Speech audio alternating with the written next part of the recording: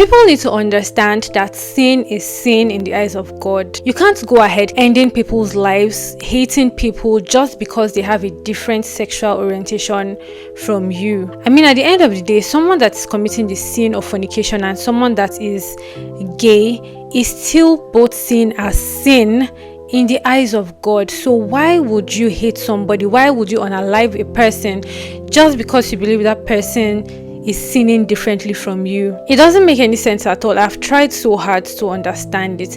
The best you can do is stay as far away from that person as possible if you feel that maybe that person's choices is affecting your life in any way.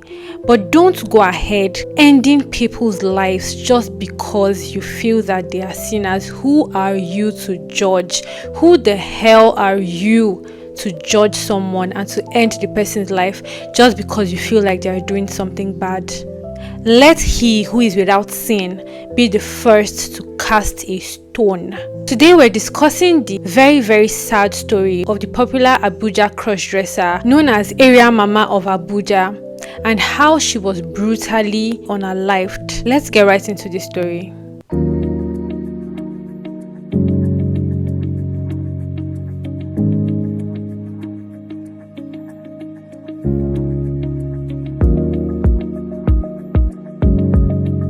Hello and welcome to Sleuthville. My name is Neddy and I'm your host on this channel. If this is your first time stopping by this channel, please make sure to click on that subscribe button right away. Click on that button now. Also make sure to click on the like button. It helps this video to get recommended to the proposed audience. You can also drop a comment in the comment section as well. Let's make this as interactive as possible. Now, if you're someone that enjoys true crime stories, if you're someone that is very enthusiastic about true crime stories, then this is the spot for you. Don't go away as we have so much more coming your way. So we're going to be discussing the life and the death of the popular crossdresser and sex worker aka Ashawo in Abuja, known as Area Mama of Abuja or Abuja Area Mama. How he got into the business of sex work and what led to his death. Ultimately, I just want to state that in no way am I supporting any of the communities in this place, but I stand for what is right. And like I already said in the intro, I do not believe that anybody should be hated on or should be unalived just because of their life choices, as far as it's not affecting anybody in any way. Area Mama, from interviews that he granted, narrated his story, and he was someone that was very, very open about what he did, about his sexuality, and about his line of business or the kind of job that he was into. Area Mama of Abuja is allegedly from Ebonyi State, which is in the eastern part of Nigeria.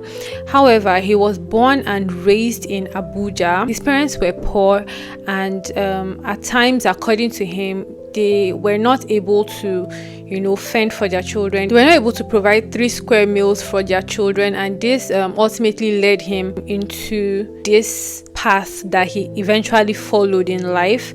So he said at times when he was hungry that he would go outside, or that his big uncles and big brothers that used to stay in his area would lure him outside of the house, telling him that they would give him biscuits, they would give him bread, they would give him sweets, and as a hungry child, he accepted all of those things. Like when somebody that and you're hungry, he called it longer throat in his interviews.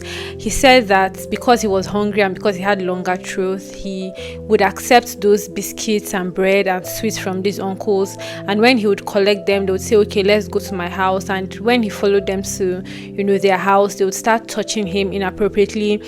And some of them went as far as having intercourse with this 10-year-old boy. If I did not mention earlier, he was 10 years old when this thing was happening to him. 10 years old. And they would have intercourse with him, they would touch him inappropriately, and this ultimately led him into having that kind of sexuality. It led him into growing up to be a gay man, to be a gay person, and he was not in any way, according to him, sexually attracted to women.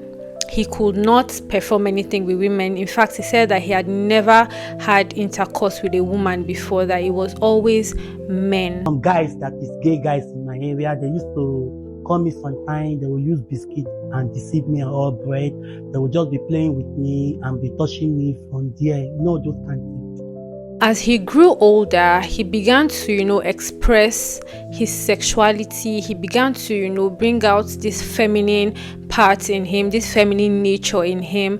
And he said that his father would see that and would be very, very irritated. He said that amongst all the children that his father had, that he was the least loved by his parents, by his father, because of the way he would express himself, because of, his sexuality. And he said that at some point his father had to, send him back to the village. Sometimes when children are misbehaving, their parents would tend to, send them back to go and stay with their grandparents in the village to see if it would correct the way they would, or the way that they were behaving. It was some sort of punishment. However, I said when he got to the village that he found his way back to Lagos. And when he found his way back to Lagos, that his father, was very, very angry at him and had to chase him out of the house with a cutlass. And, that was how he left the house. He then met a woman who was, into the business of sex work. Now, when he met with this woman, he became her cleaner, basically like her house boy, like a house help.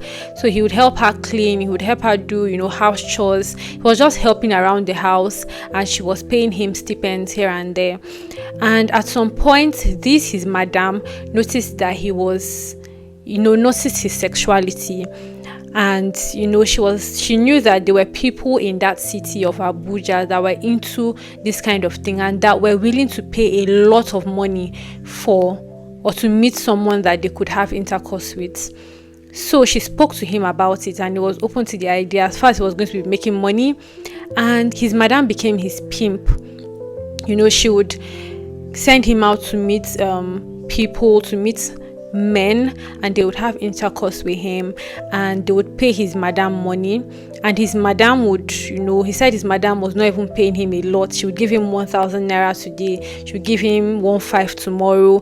Meanwhile, she was collecting a lot of money, and he knew this because he eventually left his madam and became a solo sex worker.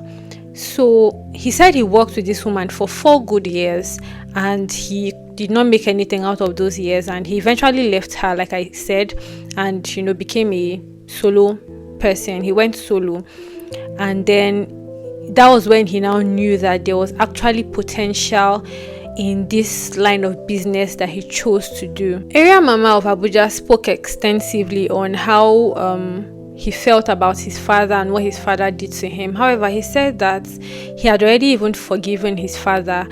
He said that at some point his father fell really ill. He was very, very sick, and that he Area Mama had to sell his only car, the car he had at that point in time, just to pay the hospital bills for his father. So this just goes to show you that this man was actually a kind-hearted man. Watching his interviews, just you could see how genuine he was. You could see how honest this man was. He seemed like a kind person. He seemed like somebody that was willing to help other people, irrespective of his sexuality, irrespective of what people thought about him. He was someone that was genuine. You could see it through him. This man said he had forgiven his father, and when he was asked about his siblings, he said he wasn't in good terms with his siblings, and it wasn't because he didn't want to be in good terms with his siblings. It was because his siblings had refused to accept what he was and had refused to accept his line of business. He said that they would see him on the road and they would start shaming him, telling him that he was bringing shame to the family and that they were not in support of what he was doing. And he mentioned that he was already in that line of business, and it was hard for him to come out of it because, like he said, according to him, ashawo don dey in blood. Sex work now runs through his veins, and there was no way he could come out of it at that point in time. So that severed the relationship between he and his siblings. When Area Mama started this line of business, at some point in time, he said that he had visited the police station 5 times. In fact, what gave him the name Area Mama was one of his encounters in the police station. Now let's get into what happened. He met with 3 men on a particular night, and when he met with these people, they took him home, they had intercourse with him as per usual, and he said he ran them streets. Now when somebody says they ran somebody streets, it just translates into they stole something from that person. So it turned out that he actually stole from the 3 people that he had worked with that night, and somehow they were able to locate him and to pick him up with the police. Now when he got to the police station, he said the police asked him what he did, and he told them what he did. And because of everything, because they knew his line of business and whatever, the policeman there now named him Area Mama. So it was actually a policeman that gave him that name, Area Mama, and he just added the of Abuja to it. So he started calling himself Area Mama of Abuja. Now, Area Mama has actually done this job for 18 years. He has been a sex worker for 18 years of his life, and he said that he's an old cargo in the business, as in he already knows every single thing there is to the business. So he felt that there was nothing that was new that was going to happen to him. In fact, he was very, very open about the fact that he had even had encounters with ritualists before. He said he had had 3 encounters with ritualists, 2 of them in Abuja, 1 in Lagos, and luckily for him, he was able to escape from them. Enter ritual people, man. For this man, night hookup, where are the 2? Are you serious? 2 happened for Abuja, 1 happened for Lagos. I don't tell them the story now. He was very, very open about the risks involved in this business. I mean, he was not hiding anything. He was not gatekeeping everything. He was as open as a book could be. He spoke about the risks involved in his business, in his line of work, and that, sometimes you could go out and then fall into the hands of the wrong people and end up not coming back. And, he mentioned that was how some people could get unalived, and unfortunately that was exactly what happened to Area Mama. Unfortunately for him, he went out one day and he never came back alive. Now, before we get into the incidents of that day, still talking about the risks that Area Mama would encounter, he said because he was well aware of these risks, that at some point he had to go meet would I call the person a juju person, or a pastor, or somebody that was into voodoo, let me just put it like that. And the person gave Area Mama a ring for protection, and he wore that ring. Now the instruction was that the ring must never touch the floor, and that anytime he wears the ring, that if he was in any form or any kind of danger, that the ring was going to glow and hurt his finger, and that was the way he was going to know that he was actually in danger. Now he said that when he started wearing that ring, that contrary to what the voodoo person had told him, that the ring started doing something else. So he said that the ring would start making a lot of men attracted to him, and he would notice that his customers would start telling him that Area Mama, I'm in love with you, I want to marry you. And he was like, it became so much so that he had to go back to the voodoo man and tell him that, Oga, this is not what I asked for. I told you that I want a ring to protect me, and this ring you gave me is making a lot more people attracted to me, and that is not what I want. And the voodoo man told him that the only option was for him to look for a river, any river in Abuja, and throw the ring into that river. And that was exactly what he did. He went and he threw the ring into the river, and that was it. I don't know, maybe if he had that ring, if he would have been able to sense that danger that he eventually got into. Amongst Area Mama's customers were politicians, celebrities, and top businessmen, and He said that these people would beg him not to expose them or not to, make their little ordeal public, and he never actually ever mentioned any of them's name. He never mentioned anybody's names, but he just made it known that these people were part of his customers. He also mentioned that one of the risks that he actually used to face is that because he was a cross-dresser, because he dressed like a woman, sometimes drunk men would come and stop to carry him, and when they carry him and they get home, they would notice that he was actually a man, and sometimes these men are straight. He said for some of them, they would get hostile with him, and they would like an argument will ensue that, oh, you're a man, why did you follow me, why did you pick me up, why did you do all of these kind of things, and it would lead to maybe a fight or something like that. And yeah, he said that he has encountered something like that before. Now, I have said all of these things to make us understand the kind of risks that were involved in this line of business according to Area Mama, and the thing that could have possibly led to his death. On the day that Area Mama died, he made a TikTok video, and in that video he mentioned that he was dressing up to go and see was he his sugar daddy or his boyfriend, one of that. And after he made that video, he eventually left the house. He didn't show us any of those details, but a day later or 2 days later, after he made that video, his body was discovered lying on the floor in Abuja, and it was just a very gruesome sight.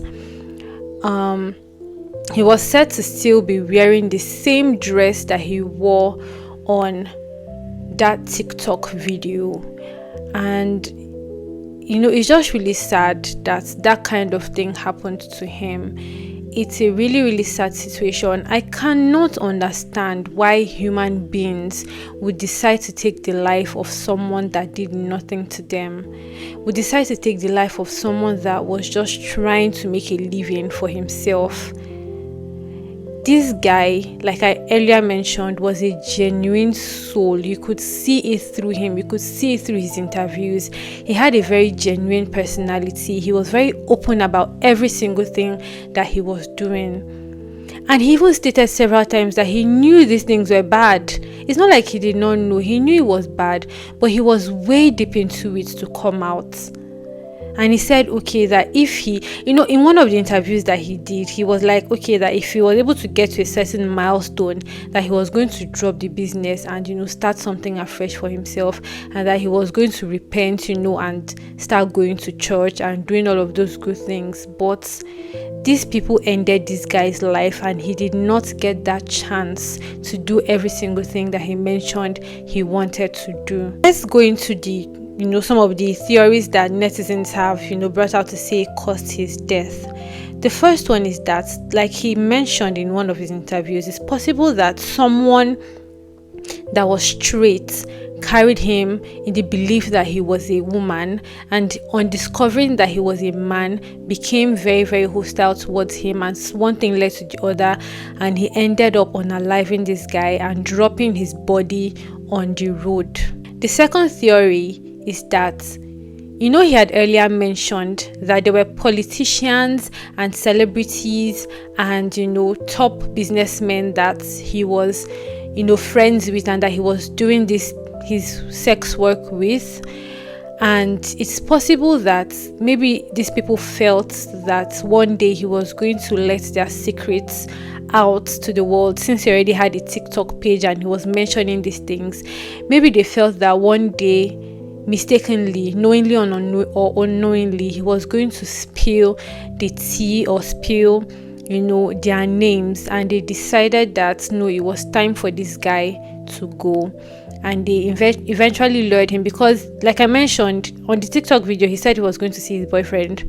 So it's possible that that boyfriend or that sugar daddy was the person that lured him and eventually unalived Area Mama. The third theory is that somebody just decided that this guy was gay, they didn't like his lifestyle, and they were like, oh, okay, why is this guy alive? Let's unalive him.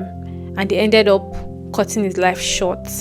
Notwithstanding whatever theory is true, there is absolutely no reason. I've mentioned that in this video and I'm saying it again.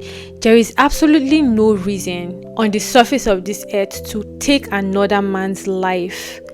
Nobody has the right to do that. Everybody sins. People go ahead to commit the sin of fornication. Today they're sleeping with this person, tomorrow they're sleeping with a different person, next tomorrow they're with a different person.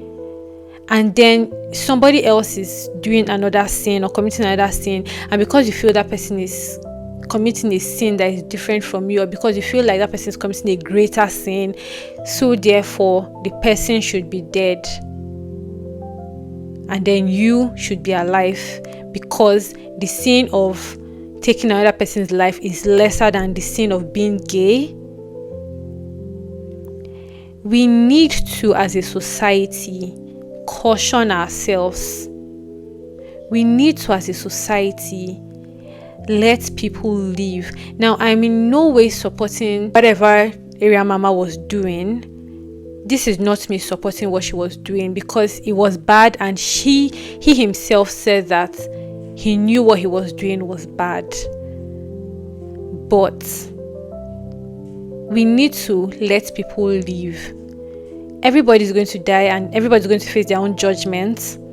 So why not just let people live and make the choices that they feel is best for them, as far as those choices are not directly affecting you or indirectly affecting you.